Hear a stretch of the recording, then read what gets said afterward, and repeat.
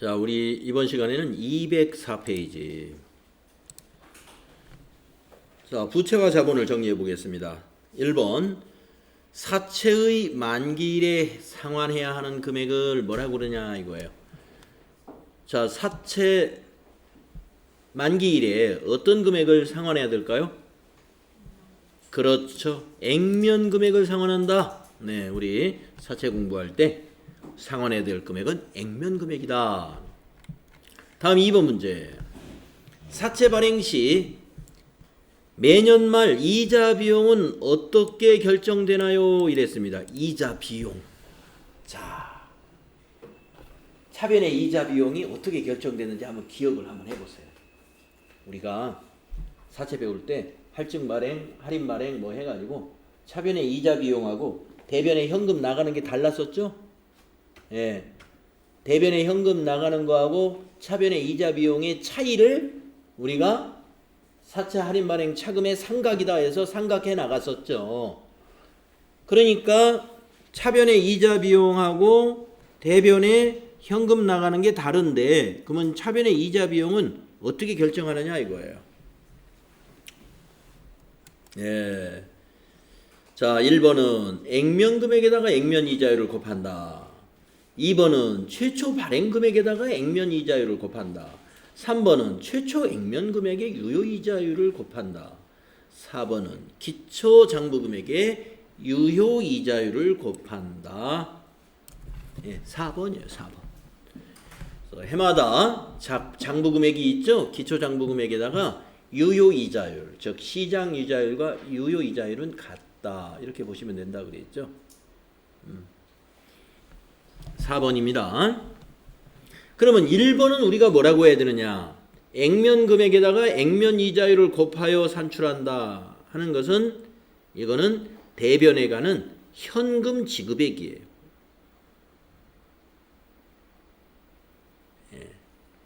매년 이자를 지급할 텐데 이자 지급액은 1번처럼 계산해요. 액면 금액에다가 액면에 있는 표시 이자율을 곱해서 그 채권자에게 이자를 지급합니다. 이거는 대변에 가는 현금. 차변의 이자 비용은 이렇게 계산해. 그러니까 일치하지 않아요. 그 일치하지 않은 것을 우리가 사채 할인 발행 차금 상각이다. 이렇게 우리 배웠다. 3번 보겠습니다. 3번. 사채 할인비가 없다고 가정할 때 이론상 사채를 발행할 때 받는 현금 수입액은 다음 중 어느 금액과 같을까? 현금 수입액? 발행 금액하고 같아야죠. 그렇죠. 사채 발행비가 하나도 없으면 발행하는 가격하고 현금 수입액은 같아야죠. 액면 금액하고 같다? 아니다. 사채 발행일 현재 시장 이자율로 만기일에 지급하게 될 때 액면 금액을 할인한 금액과 현금 이자액을 할인한 금액의 합. 이거 뭘 설명한 걸까요? 자, 좀 복잡해 보이죠? 자, 3번 간단한 것부터. 액면 금액의 마지막 이자 지급액을 합한 금액? 아니죠. 액면 금액에다가 마지막 이자를 합한 금액은 우리가 마지막 해에 상환해야 될, 지급해야 될 돈이죠. 그 다음에 4번 액면 금액의 현금 이자액을 가산한 금액이다. 그러면 답은 2번이다. 이게 뭐냐면은 발행 금액을 설명한 거예요. 사채 발행일 현재의 시장 이자율, 그리고 만기일에 지급하게 될 액면 금액을 할인한 금액과 현금 이자액을 할인한 금액, 이게 바로 현재 가치예요. 현재 가치. 예. 액면 금액과 우리가 이자, 연금의 현금 가치, 그 다음에 이 이자의 현금 가치라고 하는 게 있었죠. 그래서 현재 가치를 의미하는 겁니다. 그래서 사채는 현재 가치로 발행을 하는 거니까 답은 2번이다. 3번 문제 여러분 좀 어렵게 나왔는데요. 2번이 바로 발행 가격을 산정하는 것을 얘기하는 겁니다. 다음에 4번. 사채가 할인 발행된 경우 다음 설명 중 옳은 것은 이랬습니다. 사채 만기일이 가까워 올수록 사채 이자 비용은 점차 적게 계산된다. 자, 어저께 제가 여러분에게 요것만은 좀 기억을 해달라 그랬습니다. 자, 할인 발행의 경우에 전부 다 증가해요. 전부 다 만기일이 가까워질수록 이자 비용도 증가하고 할인 발행 차금도 증가하고 이자 비용이 증가하니까 현금 지급액하고 차이가 점점점 커지는 거잖아요. 예, 그러니까 점차 작아지는 게 아니라 커집니다. 1번 틀렸고 2번 손익계산서에 기재되는 이자 비용은 현금 이자보다 항상 크다. 네, 항상 크게 돼 있어요. 할인 발행을 했기 때문에.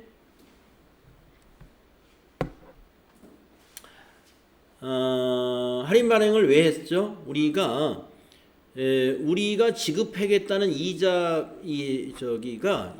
우리가 지급하겠다는 이자가 더 낮고 시장 이자율이 높기 때문에 할인 발행을 한 거예요. 그러니까 우리는 이자 비용을 인식할 때는 시장 이자율로 이자 비용을 인식하잖아요. 그러니까 현금 지급되는 것보다 이자 비용이 시장 이자율을 제공하기 때문에 항상 크겠죠. 그러면 답은 2번이다 이겁니다. 손익계산서에 기재되는 이자 비용은 현금 이자보다 항상 크다 해서 답은 2번이다. 그러면 4번은 왜 틀렸나 볼까요? 사채의 만기일이 되어도 사채 장부 금액은 액면 금액과 일치하지 않는다. 어제 여러분 우리 3년 차에 어떻게 됐어요? 3년 만기로 했을 때 어제 우리가 분계를 해보면 사채의 장부 금액이 액면 금액하고 마지막에 일치하게 되죠? 일치하게 돼가지고 상환을 해버리잖아요. 네. 그래서 일치하지 않는다는 틀렸어요. 일치한다.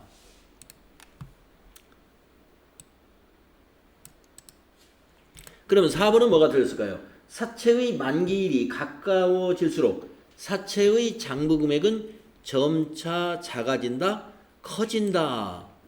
네, 할인금액 우리가 사채 할인 발행은 모두가 다 커져요. 만기일이 가까워질수록 장부 금액도 커지고 이자 비용도 커지고 사채 할인 발행 차금도 커진다.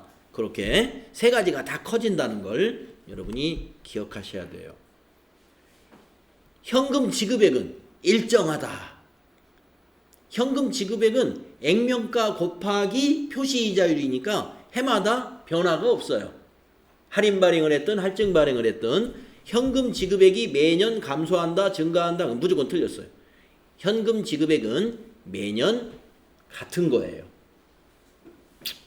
그래서 이렇게 사채에 관해서 이론으로 이렇게 문제가 나오는데 요 4번 유형으로 나오는 경우가 많아요. 자, 5번 문제는 이론 문제로 이런 것도 나올 수 있습니다. 1월 1일 날 사채를 발행했어요. 발행일의 분계로 맞는 것은 이건 뭐 FAT 1급에도 나올 수 있어요. 발행일의 분계는 자, 액면가 100만 원이고요. 표시이자는 9%, 이자 지급은 연 1회, 발행은 98만 원에 발행했고요. 자, 발행시 분계니까 발행 금액이 98만 원이라는 것은 현금이 98만 원 들어왔다는 거예요. 자, 요거 맞았고 요건 맞았고 틀렸고 3, 4번은 일단 틀렸어요. 예, 왜? 발행금액 98만 원 들어와야 되죠. 자, 액면금액 그대로 부채로 인식해야 되죠. 사채로. 네, 사채 100만 원 맞았고 사채 100만 원 맞았고 네. 그 다음에 자, 액면금액 100만 원을 98만 원으로 발행했으니까 이걸 할인 발행이라고 하죠. 그래서 사채 할인 발행 차금이 2만 원이 나와야 돼요. 사채 할인 발행. 근데 사채 발행비가 여기 있었나요? 사채 발행비 언급이 없죠. 그래서 사채 할인 발행 차금 2만 원. 요것만 주면 되죠. 1번이 답인 거죠. 2번은 지금 위에 주어진 자료에 사채 발행비 아예 없습니다. 그리고 사채 발행비라는 것은 이렇게 회계 처리에 별도로 표시될 수가 없어. 사채 발행비는 사채 할인 발행 차금에 더해져야 돼요. 만약에 발행비가 있다면. 사채 발행비도 비용이고, 사채 발행비라는 건 비용 처리했다는 건데, 이 비용이 대변에 가지도 않고, 자, 사채 발행비 또는 주식 발행비, 이건 회계 처리하지 않습니다. 뭘로 포함해요? 할인 발행 차금에는 가산하고, 할증 발행 차금에서는 빼줘요. 그래서 2번이 틀리고 1번이 맞다. 그 다음에 6번 볼까요? 12월 말 결산법인 주식회사 한공은 확정 기여형에 따라 퇴직급여를 인식하고 있다. 자, 여러분, 우리 연금제도의 확정 기여형은 비용 처리. 이게 생각이 나셔야 돼. 확정 기여형으로 불입했다. 그러면 회사는 그 불입액을 퇴직급여라는 비용으로 처리하더라. 기억나셔야 돼요. 자, 확정 기여형 제도에 따라 퇴직급여를 인식하고 있다. 2018년과 2019년도에 퇴직급여와 관련된 자료가 보기와 같을 경우 2019년도 말 분계로 오른 것은 무슨 얘기일까? 참. 각 회계년도 지급해야 될 총기여금. 이금 여러분 총기여금이라는 게 뭐냐면 그 보험회사에 보험금으로 입금해야 될 돈을 기여금이라고 그래요. 2018년도에 6만 원인데 각 회계년도 말 기지급한 기여금 5만 6천 원만 지급했네요. 그러면 2018년 말에 미지급 비용이나 또는 미지급금으로 4천 원이 잡혀 있겠네요. 자, 2019년도 총 기여금 4만 2천 원. 그런데 미지급 기지급한 것이 3만 6천 원. 그러면 이때는 또 미지급한 것이 얼마가 발생해요? 6천 원. 6천 원이 미지급된 상태죠. 자, 근데 요것만 분개하라는 거 아닙니까? 2019년도 말 분개. 2019년도 말에 퇴직급여는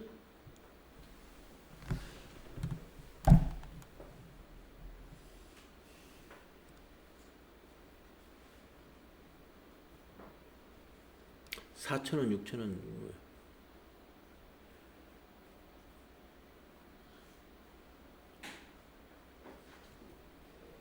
2019년도 말 분계로 오른 거.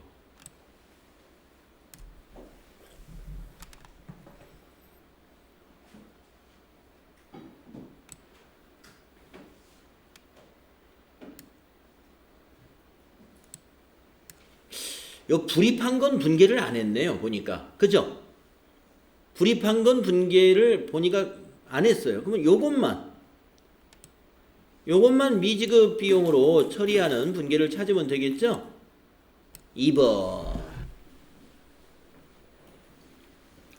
그러니까 42,000원 불입한 것은 여기 회계 처리에서 빼먹었어요. 하지 않고 지금 그 차액 6,000원 미지급한 그 부분만 지금 회계 처리를 했기 때문에 6번은 2번이다 라고 해야 될 것 같은데 문제를 왜 이렇게 냈을까요?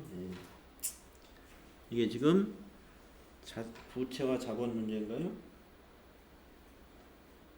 6번이?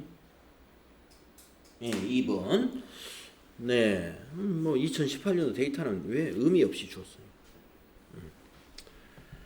자, 그래서 2번입니다. 자, 미지급한 것이 6,000원이다. 그것만 인식해가지고 그거 맞은 거 찾아야 돼요. 뭐 다른 건 다른 데 맞는 게 없으니까. 다음에 7번 보겠습니다. 근로자 퇴직급여 보장법에 의한 퇴직연금에는 확정급여형과 확정기여형이 있어요. 그쵸? 다음 설명 중 옳지 않은 것은 자, 확정기여형 퇴직연금에 가입하고 퇴직연금 20만 원을 현금으로 납부한 경우의 회계 처리는 다음과 같다. 자, 조금 전에 제가 말씀드렸죠. 지금 위의 문제, 6번 문제가 확정기여형 문제였어요. 확정기여형은 납부한 금액을 전부 비용 처리한다 그랬습니다. 예, 맞았죠? 예, 1번은 맞은 겁니다. 문제는 옳지 않은 것을 찾아라 그랬어요. 다음에 2번 확정급여형. 확정급여형이면은 자산 처리해야 돼요. 퇴직연금에 가입하고 퇴직연금 20만 원을 현금으로 납부한 경우의 회계 처리는 자산 처리해라. 네, 차변에 퇴직연금 운용 자산 맞았어요. 2번도. 다음에 3번 확정기여형과 퇴직연금에 기여형 퇴직연금에 가입하고 퇴직연금 운용수익 20만 원을 지급받은 경우에 회계 처리는 다음과 같다. 틀렸어요. 운용수익이 나올 수가 없어요. 자, 확정기여형은요 불입을 하면 누구 거예요? 근로자 거예요. 불입을 하면 그때는 회사 것이 아니야. 근로자, 그 수익은 근로자가 챙겨가는 거예요. 그래서 운용수익을 자산으로 인식하지 않습니다. 예. 회사 자산이 아니에요. 불입하면 바로 근로자가 운용해요. 그래서 3번이 옳지 않다. 그러면 4번은 맞았나 보겠습니다. 확정기여형 퇴직연금에 가입하고 퇴직연금 20만 원을 현금으로 납부하여야 하며 이 중 아직 납부하지 않은 기여금 3,000원인 경우에 회계 처리는 다음과 같다. 자, 20만 원을 납부해야 돼. 그러면 그걸 비용 처리해야 되죠. 그런데 현금으로 19만 7천 원은 납부했고 나머지는 납부하지 않았다. 미지급 비용. 맞았죠? 예. 4번 맞습니다. 자, 3번이 틀린 이유. 확정기여형은 회사는 불입하면서 회사 비용 처리했기 때문에 거기 운용해가지고 이익이 생기는 것은 회사 것이 아니다 이거예요. 근로자의 것이다. 그래서 회사는 회계 처리할 것이 없는 겁니다. 다음에 8번. 그러니까 요 3번의 요 분계가 맞으려면은 확정급여형이어야 돼요. 확정급여형에서는 운용 수익이 발생하면 이렇게 회계 처리돼요. 다음에 8번. 다음 자본에 대한 설명 중 옳지 않은 것은 이랬습니다. 1번. 현물 출자란 현금 이외의 자산을 출자하여 주식을 받는 것이다. 맞아요. 현물 출자. 내가 현금 대신에 가지고 있던 토지나 건물을 회사에 출자하고 그것을 주식으로 받는 것을 우리가 현물 출자 이렇게 말합니다. 2번. 회사가 현물을 제공받고 주식을 발행한 경우에는 제공받은 현물의 공정가치를 주식의 발행 금액으로 한다. 그렇습니다. 예. 공정가치만큼을 발행 금액으로 해야 돼요. 다음에 3번. 주식을 액면 이하로 발행하는 경우에는 주식 발행 금액에서 신주 발행비를 차감한 금액과 액면 금액 차이는 주식 발행 초과금으로 틀렸네요. 자, 우리가 액면 이하로 발행하는데 왜 주식 발행 초과금이겠어요? 이게 틀렸죠? 액면 이하로 발행하면 주식 할인 발행 차금, 그리고 그것은 자본 잉여금이 아니라 자본 조정으로 처리하죠. 그래서 3번이 답입니다. 3번 틀린 거 아시겠죠? 4번. 자본잉여금이란 증자나 감자 등 주주와의 거래에서 발생하여 자본을 증가시키는 잉여금이다. 오케이. 3번 왜 틀렸는지 아시겠죠? 다음 문제 계산 문제입니다. 한번 계산해 보세요. 주주총회 결의에 의해서 당기분 배당액 700만원 중 400만원을 주주에게 금전으로 배당한 경우에 회사가 적립해야 될 이익준비금의 법정 최소 한도액은 얼마입니까? 이랬습니다. 자, 당기분 배당액 700 중에 400만원을 주주에게 금전으로 배당한다. 이 금전이라는 건 현금 배당을 말해요.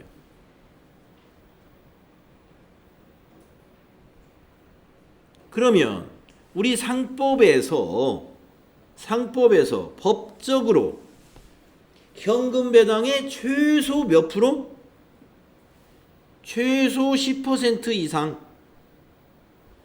최소 10% 이상은 법정 준비금인 이익 준비금으로 적립하라 라고 상법에서 정하고 있다라고 우리 배웠습니다. 기억나시죠?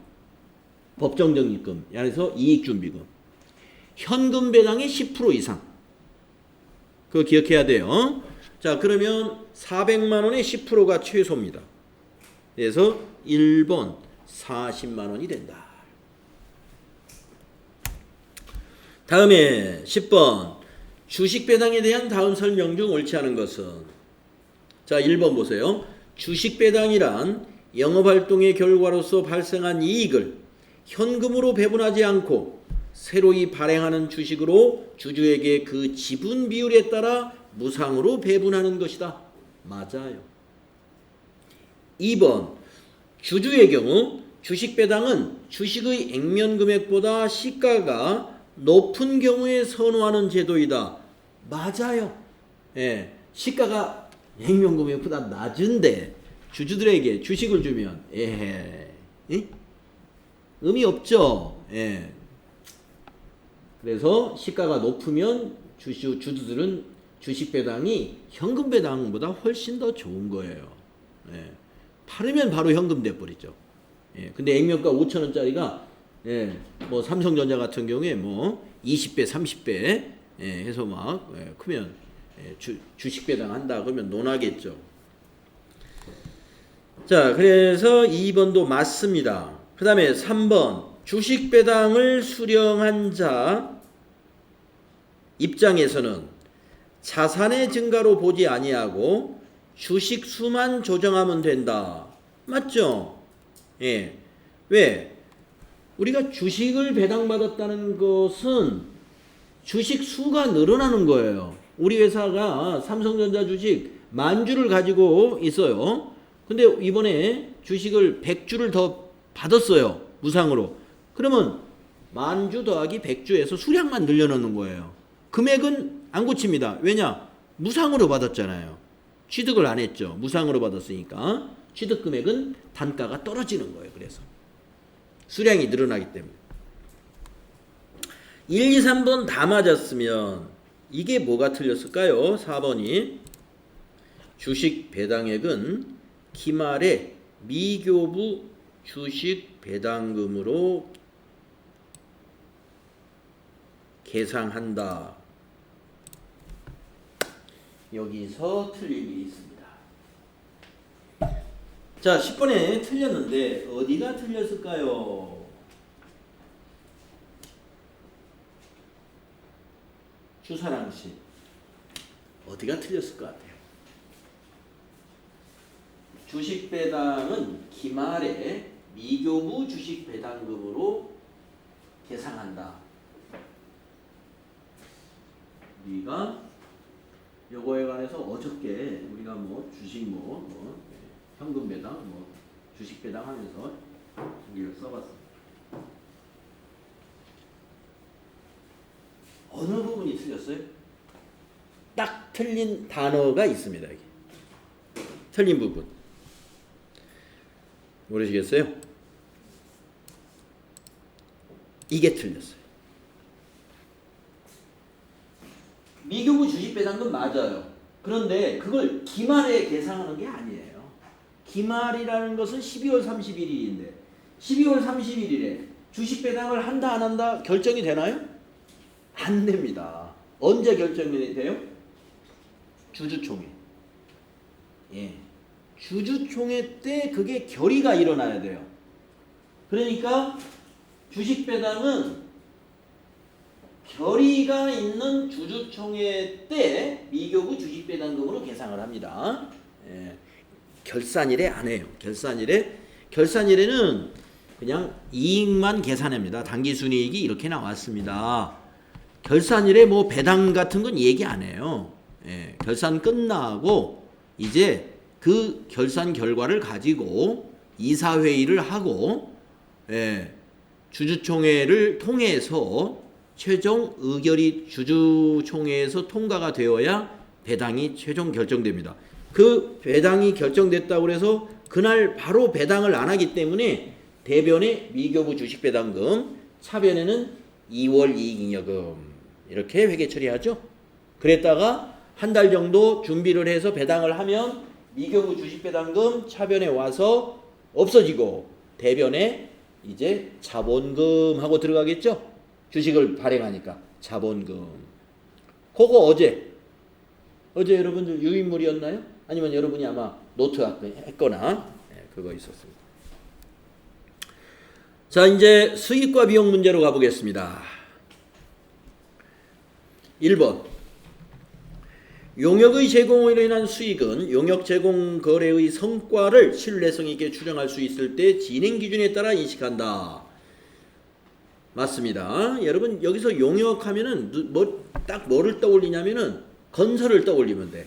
토목건설, 건축건설 이런 건설. 예. 또 하나 용역은 임대. 예, 임대 용역. 또 하나 이 용역은 뭘 생각하냐면은 경비 용역, 청소 용역 같은 거. 정화조 청소, 빌딩 청소.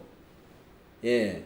이런 것을 연상하면 돼요. 근데 여기서 지금 용역은 아마 계속 읽어보겠습니다. 자, 이런. 다음의 조건 중 어떠한 조건이 충족하면 용역 제공 거래의 성과를 신뢰성 있게 추정할 수 있는가 이랬어요. 가번 거래 전체의 수익 금액을 신뢰성 있게 측정할 수 있다. 그러면 신뢰가 있는 거죠. 경제적 효익의 유입 가능성이 매우 높다. 그렇죠? 예. 유입 가능성이 매우 높아야 되죠. 진행률을 신뢰성 있게 측정할 수 있다. 그렇죠? 진행률. 예. 그 다음에 이미 발생한 원가 및 거래를 완료를 위하여 투입하여야 할 원가를 신뢰성 있게 측정할 수 있다. 이미 발생한 원가 및 거래의 완료를 위하여 투입하여야 할 원가를 이미 발생한 원가하고 완료를 위해서 투입하는 이거 다 해당될 수 있는 건데 신뢰성 있게 추정할 수 있는가? 1번은 답이 어디야?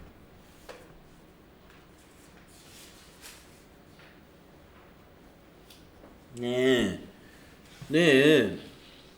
1번은 1번이 답이에요. 예. 전부 다 맞는 말입니다. 예.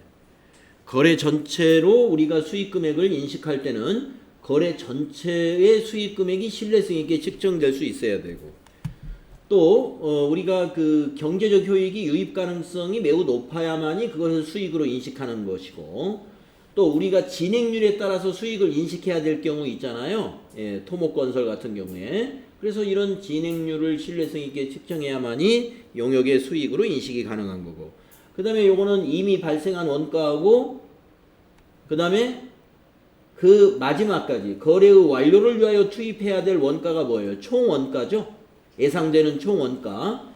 그래서 예상되는 총원가분의 이번에 발생한 원가. 그걸 우리가 진행률로 계산할 수 있다 그랬죠? 그래서 그 원가를 신뢰성 있게 측정할 수 있다. 그래서 이것도 진행률에 대한 얘기요. 그 다음에 여기 답번도 진행률에 대한 얘기고 요거는 유입 가능성에 대한 얘기고 요거는 거래 전체 진행률이 아니라 거래 전체를 우리가 수익으로 인식할 때 조건이고, 그래서 이거 다 조건에 해당이 되는 것입니다. 이런 문제를 만나면 참 난감하죠. 이게 뭐. 다음에 2번. 다음 설명 중 수익 인식과 관련하여 옳지 않은 것은 이랬어요. 옳지 않은 것 찾으라고 그랬죠. 1번. 수익은 재화의 판매, 용역의 제공이나 자산의 사용에 대하여 받았거나 또는 받을 대가의 공정가치로 측정한다. 네. 우리가 수익이라는 것은 뭐 재화나 용역을 제공하고 그것을 대가를 받은 거 또는 공정가치 이런 것으로 측정할 수 있어요. 받은 것이 너무 적어서 특수관계인에게 받은 것은 만약에 그때 말씀드렸죠. 이게 어느 때 공정가치로 이 수익을 측정하냐면은 특수관계인에게 너무 싸게 팔았다 이거예요. 그렇게 되면 정부의 입장에서는 어떻게 받아들이냐면 수익을 줄여가지고 이게 세금을 적게 내려고 이게 대가를 줄여서 표시했다 이렇게 본단 말이에요. 그렇기 때문에 특수관계인에게 싸게 판매하는 것은 공정가치로 공급한 걸로 인정을 해요. 다음에 2번 매출 내누리와 할인 및 환입은 수익에서 차감한다. 맞죠? 매출액에서 빼는 거죠. 이렇게 세 가지. 3번 장기간에 걸쳐 유입되는 경우에는 판매 대가의 공정가치는 명목금액으로 측정한다. 장기간에 걸쳐 유입되는 경우에 판매 대가의 공정가치는 명목금액으로 측정한다. 여기 이제 명목금액이라는 것은 그 공정가치의 그 현재 가치와 같은 거예요. 현재 가치와 그런 비슷한 의미다. 그 다음에 4번 성격과 가치가 유사한 재화나 용역 간의 교환은 수익을 발생시키는 거래로 보지 않는다. 성격과 가치가 유사한 재화나 용역 간의 교환은 수익을 발생시키는 거래로 보지 않는다. 이게 뭐예요? 교환거래인데 유사하면은 동종 간의 교환거래죠. 자, 우리가 동종 간의 교환거래는 어떻다고 그랬어요? 동종 간의 교환거래는 공급되는 자산에 제공하는 자산의 장부 금액을 취득 금액으로 인식하기 때문에 처분 손실이나 처분 이익이 발생하지 않는다고 그랬죠. 그래서 수익을 발생시키는 거래로 보지 않는다. 맞다 이겁니다. 그러면 여기 3번이 틀렸어. 3번. 2번은 3번이 틀렸다 이겁니다. 그래서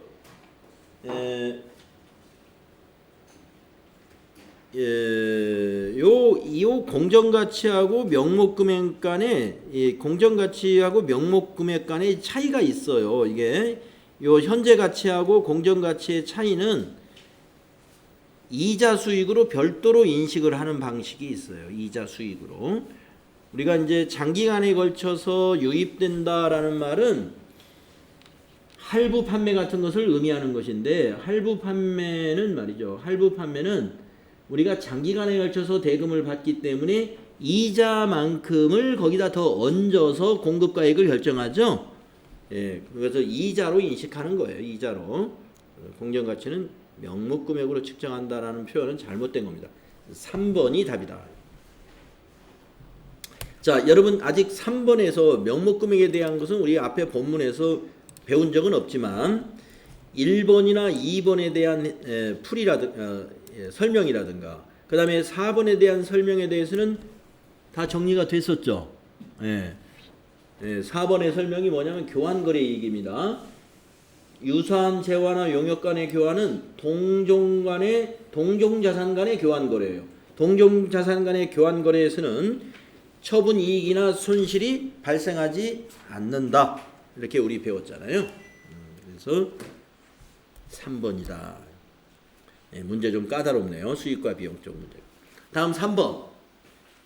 다음 설명 중 수익 인식과 관련하여 옳지 않은 것은, 자 1번 봅시다.